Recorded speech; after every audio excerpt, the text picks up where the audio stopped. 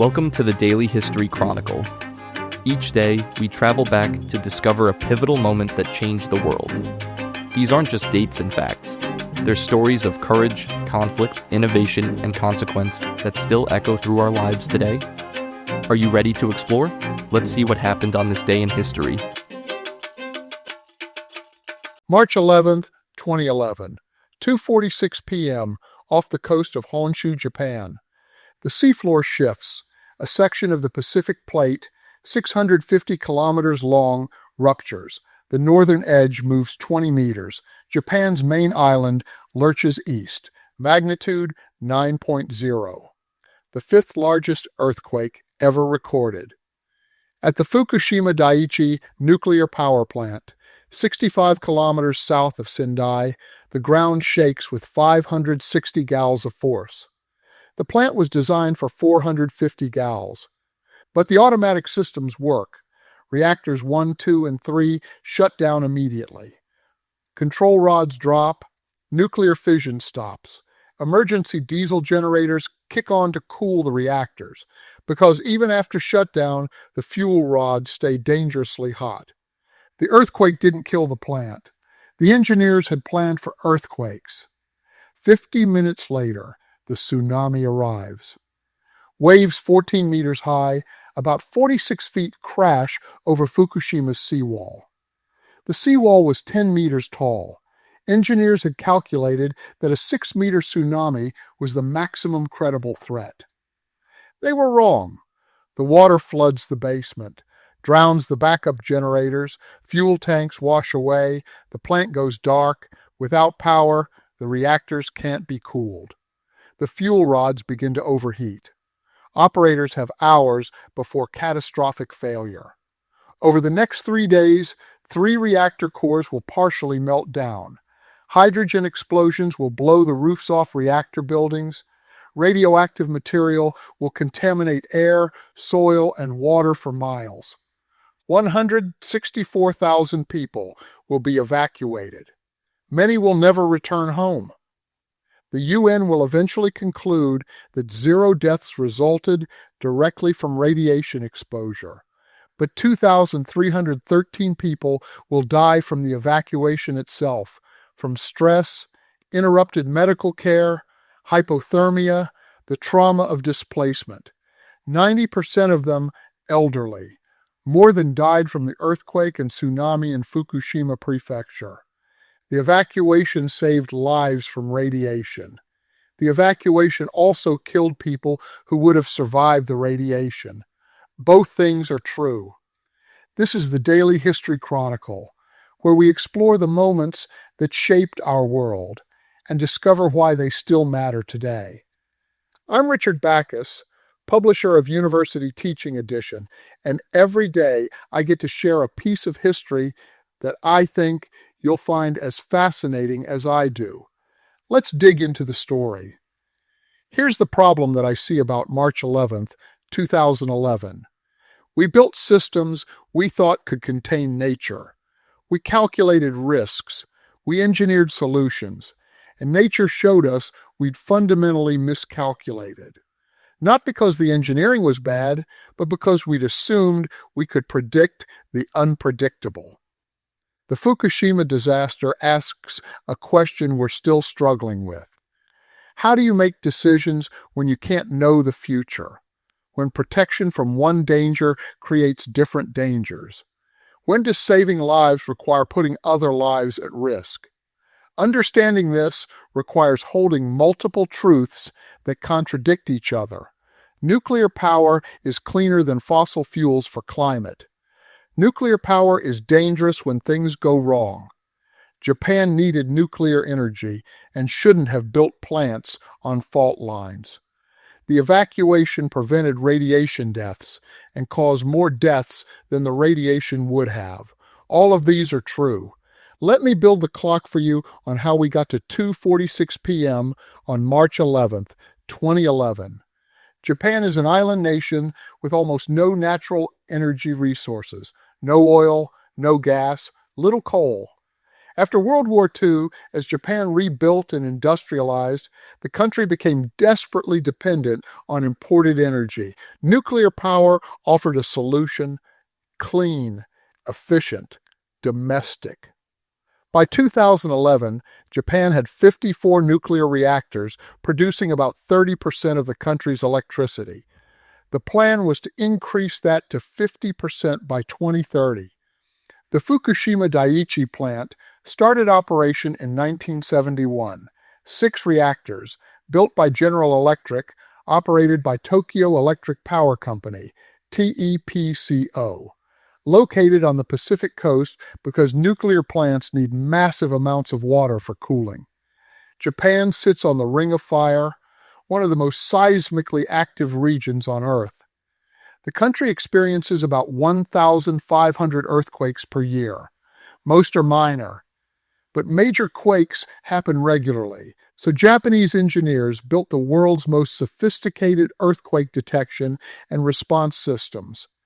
Buildings designed to flex, infrastructure designed to survive, nuclear plants designed to shut down automatically when ground motion exceeded certain thresholds. The earthquake preparations worked. When the 9.0 quake hit on March 11th, the Fukushima reactors did exactly what they were supposed to do. They shut down. No damage to the cores. The safety systems functioned. But here's what the engineers had miscalculated. They'd focused on the earthquake. They hadn't adequately planned for what came after. Historical records showed that the Fukushima coast had been hit by massive tsunamis before. In 869 AD, 1,142 years earlier, a magnitude 8.3 earthquake created enormous tsunami waves that flooded vast areas of Miyagi and Fukushima. Japanese scientists knew this. A government report analyzing this risk was due for release in April 2011. Too late. TEPCO's risk assessment concluded that a 6-meter tsunami was the maximum credible threat. They built a 10-meter seawall. When regulators suggested considering higher waves, TEPCO argued the probability was too low to justify the cost. The March 11th tsunami was 14 meters high.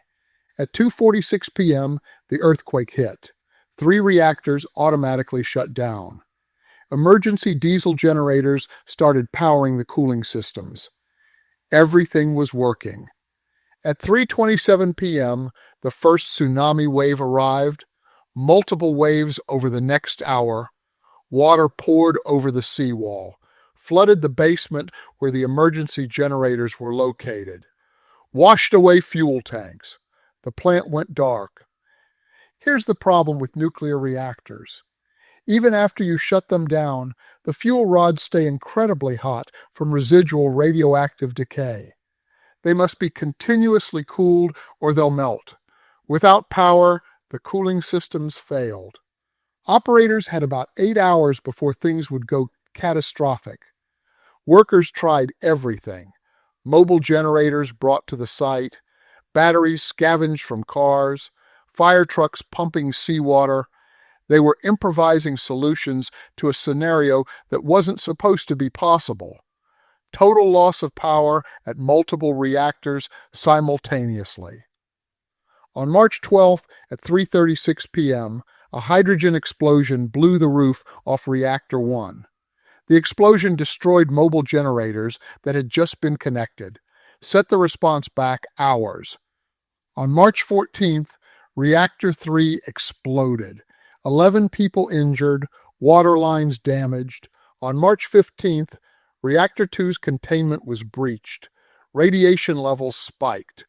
All 3 cores, Units 1, 2, and 3, partially melted in the first 3 days. The Japanese government ordered evacuations, first a 2-kilometer radius, then 3 kilometers, then 10, then 20. Eventually, about 164,000 people were ordered to leave their homes. Many left with nothing, thinking they'd be back in days. Some haven't returned in 14 years. The way I see this, The engineers at Fukushima weren't incompetent. They designed for earthquakes and designed well. The reactor survived the fifth largest earthquake in recorded history, but they designed for the disaster they could imagine, not the disaster that happened. The 869 tsunami was in the historical record.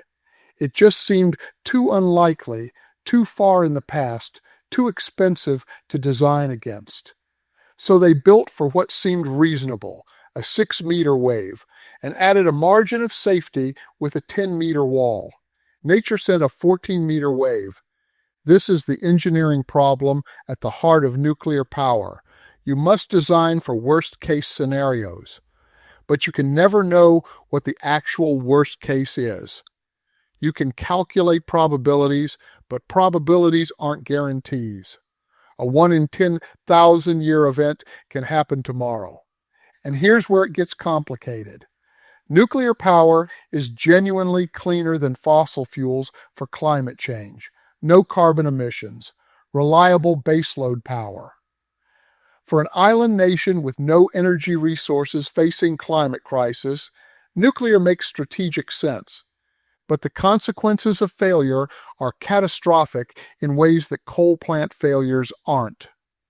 The United Nations Scientific Committee on the Effects of Atomic Radiation concluded in 2013.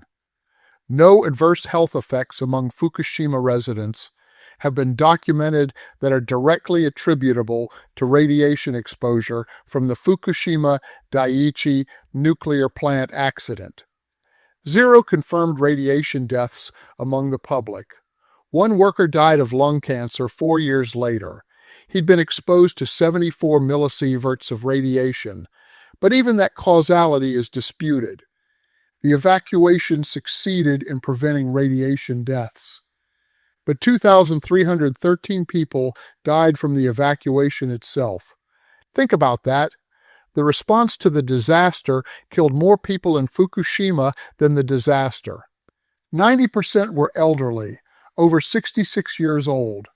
They died from hypothermia during transport, from interrupted medical care, from stress and trauma, from deteriorating and temporary housing, from pneumonia, heart attacks, strokes brought on by displacement. Studies comparing evacuees to non-evacuees found that evacuation increased mortality risk by about 3 times during the initial period. 45 patients died after evacuating from a hospital in Futaba, when evacuation was delayed, and they went 3 days without adequate food, water, or medical care.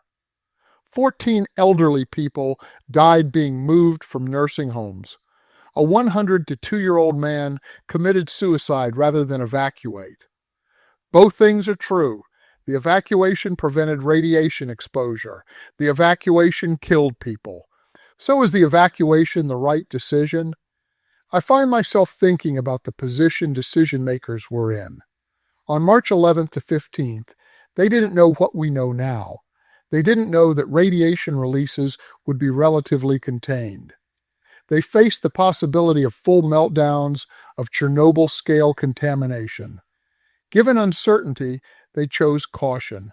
Evacuate now, sort it out later.